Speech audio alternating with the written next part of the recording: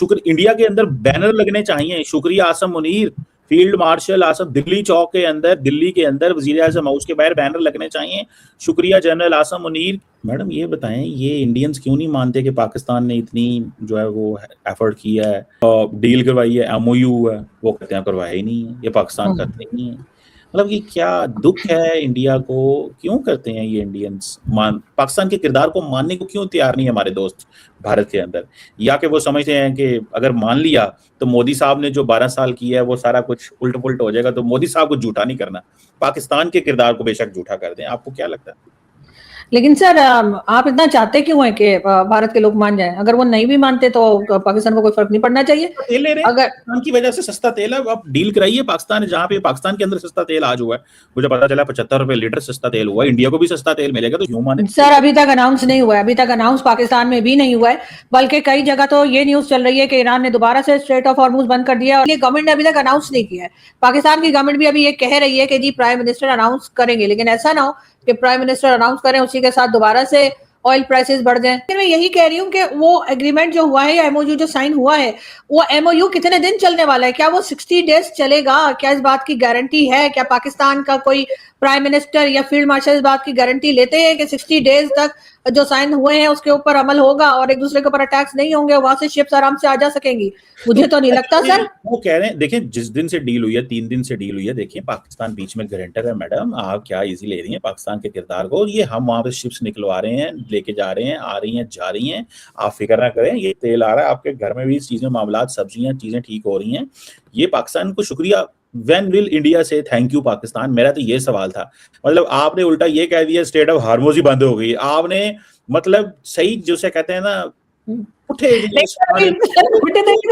News यही चल रही है अभी, आप अगर देखें गूगल में आपको भेज देती हूं। चाहिए will India thank you Pakistan, मतलब नहीं सर, इंडिया पाकिस्तान का थैंक यू क्यों करे सर?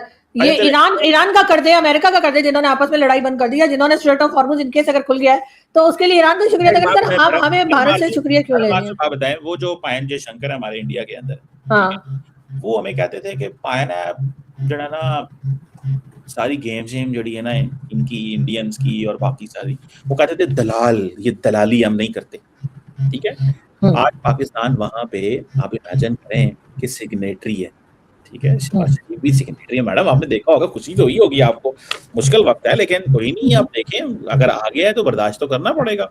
तो मतलब देखा होगा आपने तीसरे नंबर पे शहबाज शरीफ का नाम, ऊपर ट्रंप का और ऊपर ईरानी, मुश्किल वक्त है बहुत सारे लोगों के लिए, आई अंडरस्टैंड, लेकिन मैडम अब ये वक्त आ गया है, अब ये बर्दाश्त तो करना पड़ेगा बहुत सारे दोस्तों को हमारों को। मैडम वो कहते थे दलाल नेशन, ये दलाली करते हैं, नहीं खैर उन्होंने गलत कहा था ना आज। हाँ सर, इस चीज को तो सर मैं डॉक्टर जयशंकर ने जिसको कहा था, मैंने उसको भी कहा था, तो उनको ये वर्ड यूज नहीं करना चाहिए था। ये आपको नहीं करना चाहिए था, मतलब बड़ी मुझे, हाँ मैंने उनको कॉल करके कहा था, नहीं कहना चाहिए था, कोई बात लेकिन नहीं सर, मैं ये कह रही हूँ कि ये वर्ड यूज कॉल कर दी, मतलब ये जरूरी है। आप ये कह देती, मैंने बता दिया था, बताया किसके जरिए था, कॉल के जरिए था, ईमेल के जरिए था, यूट्यूब के जरिए, टीवी के जरिए, वो लोगों को एक मुबहम रहता, उनको एक वो खुद ही ढूंढते रहते। आपने उल्टा छोड़ ही दी मेरे सामने, वो भी live, when the nation is watching you, ठीक है जी। तो आपने एक नहीं सर, पाकिस्तानी जब फेंकते हैं ना लंबी फेंकते हैं, लेकिन सर बात सारी ये है कि नाम न लें आप अपना इसमें करें प्लीज। नहीं सर बिल्कुल ऐसा ही है, हम भी जो लगे हुए हैं ना कि हमने यहाँ पे जो है दोस्ती करवा दी है, वहां पे हमने जंग रुकवा दी है, तो सर ये सारी चीजें सर वक्त से पहले हम सेलिब्रेशन शुरू कर देते हैं ये। अच्छा मैडम एक और बात बताएं, वो पाकिस्तानी मीडिया तो सारा पहुंच गया है उधर यूरोप, और वो जिन्होंने बातें करनी है वो वहां पहुंचे नहीं है, इस पे क्या चीज होगी मैडम? ये अब ये लगता है, मुझे लगता है कि अमेरिकन मीडिया और वेस्टर्न मीडिया पाकिस्तान से ले रहा बदले, क्या ख्याल है? जब डील इस्लामाबाद में होनी थी तो सारे पहुंच गए यहाँ इस्लामाबाद, ठीक है जी, उन्होंने कहा जी सिग्नेचर, उन्होंने सारा वेस्टर्न मीडिया इस्लामाबाद आ गया। बाद में वो अमेरिकन ने कहा हम तो आ ही नहीं रहे, ईरानियों ने कहा नहीं, उन्होंने कहा जरा पाकिस्तानियों को भी बदले लो। पाकिस्तानी में देख रहा था समा टीवी, एक्सप्रेस टीवी, फलाना टीवी, पीटीवी, जियो टीवी, सारे यूरोप पहुंचे हुए, स्विट्जरलैंड छुट्टियां मना रहे हैं जून जुलाई में, ठीक है।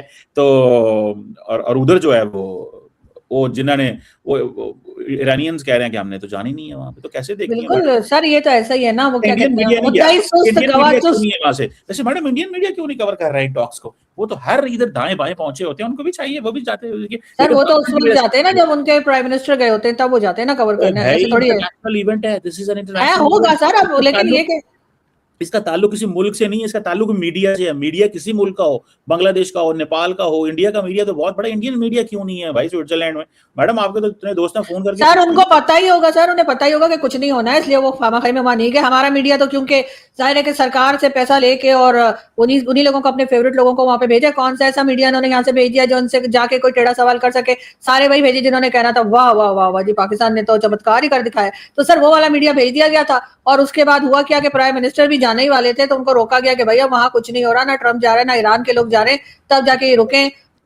इंडियन मीडिया जो है वो ट्रम्प से जो कल सवाल कर रहे थे, ट्रम्प कह रहे हैं मुझे इंडियन मीडिया बहुत अच्छा लगता है, अच्छे सवाल करता है। तो बल्कि इतने अच्छे, मतलब ट्रम्प ने मोदी को ये कह दिया वहां पे कि मुझे तुम्हारा मीडिया बहुत अच्छा लगता है, ये अच्छे अच्छे सवाल करता है, तो मेरा मीडिया बड़े बुरे सवाल करता है।